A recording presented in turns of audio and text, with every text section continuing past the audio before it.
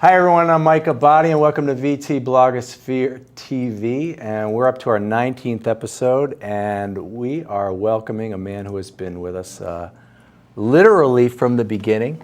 I'm always here. Guest one episode, and then the end of last year, I believe it was episode 7, for you keeping score at home. We had a sort of year in review right after the election, and I'm hoping this, because it looks like it is officially now an annual tradition.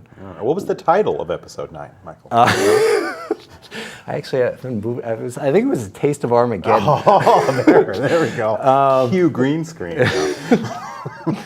So we were actually preparing, we were in between the election and the pivotal Blogger Summit that occurred December 6th, maybe 2008, and that was really great legwork by you, by being able to pull a lot of people on the progressive side of the political spectrum into a room and say, what just happened? We're one of the bluest states in the nation, and we can't scare up a Democratic candidate for governor that's really going to put together and then there's the issue of the progressives and independent Anthony Polina, and how are we going to be able to mount an honest go at seeing if the executive branch in Vermont is at all accessible.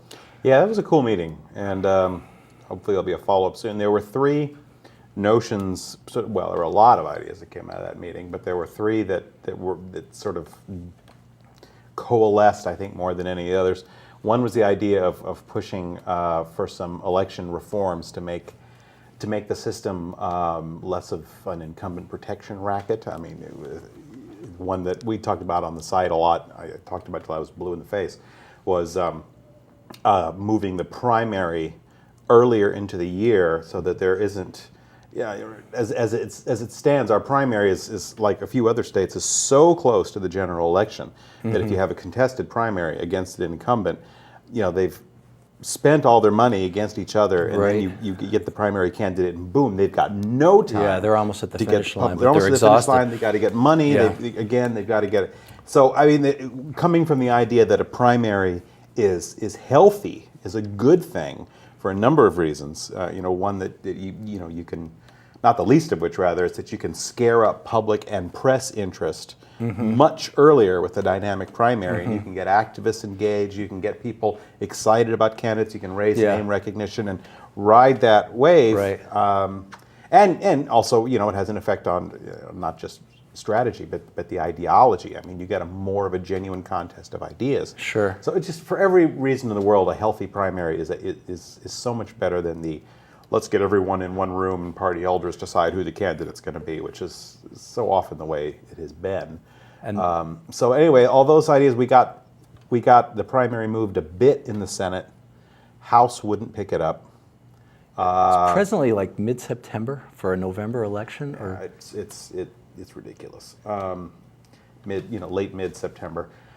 And now it looks like the federal law regarding the time frame between to get ballots, to overseas ballots and get them back and processed, is going to require the legislature to move back the primary, just like we'd pushed for, just like we hammered on, just like we got as far as the House on before it failed miserably. So, I got a nice big good. If you had just done it when Peter Shumlin in the Senate gave you the opportunity to, Mr. Speaker, right, then you wouldn't now be faced with doing it during an election year. Right. And it doesn't matter that the law... Election reform and election year, right. Yeah, exactly. I mean, it doesn't matter that the federal law is necessitating it. It is not going to mute the charges of, Democrats are just playing dirty tricks. One bit. It's an election year, all gloves are off. So anyway, we didn't get too far with that one. IRV was another part of it. And of course, IRV, the conversation about IRV ran into an absolute brick wall after instant runoff voting. I'm sorry, right? Yeah, instant runoff voting, where it's a form of ranked voting where voters pick their first, second, third, and bottom finishers are knocked off and the votes are retallied. it is a little confusing as much as But there's no need proponents for a would runoff like because to you could think see it's what not. someone would have picked second place, and Yeah, and it is a little weird, and it is a little confusing, and proponents like to pretend it's not, but it is. Nevertheless, it would be a good thing because it allows. I mean, on a regular ballot in a general election, when you've got a situation like we did last time with Douglas, Symington, and Polina, you've got 2 elections on one ballot. You've got the general election, whoever gets to win. Right. But you've also got this primary election among the left, between these 2 left-wing candidates, and the left deciding which one they like better.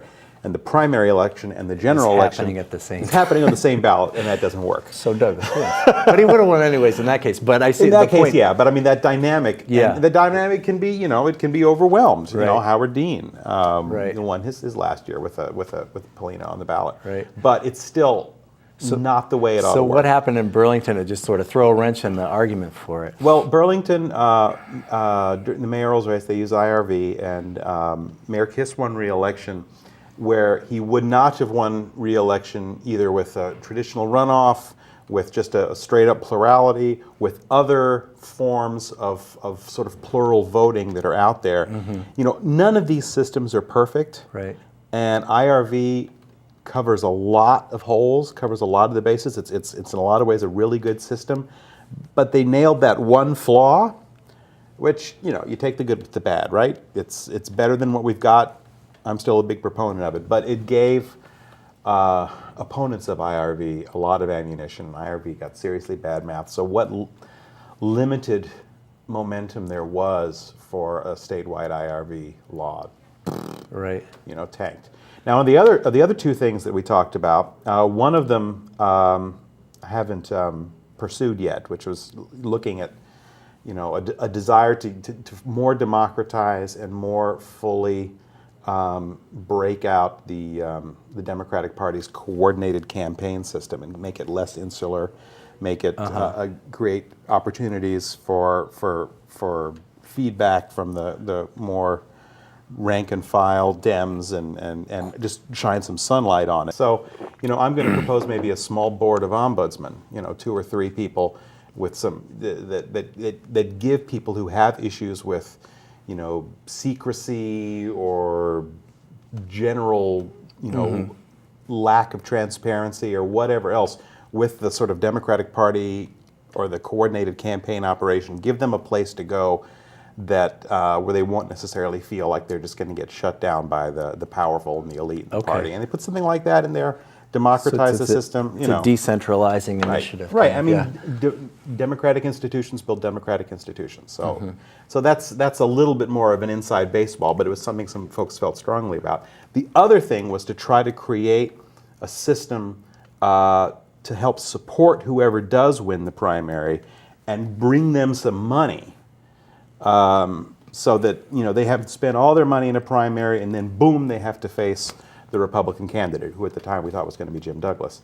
To that end, we've got the little Facebook group going, the 1,000 friends of 1,000 Vermonters for something. What is You it? pledge $100 for the winner of the primary, Right. It's a list of folks. regardless of who it is. So it's sort of a commitment. 1,000 Vermonters for change. There- That's it. that's good. I got to put a link up.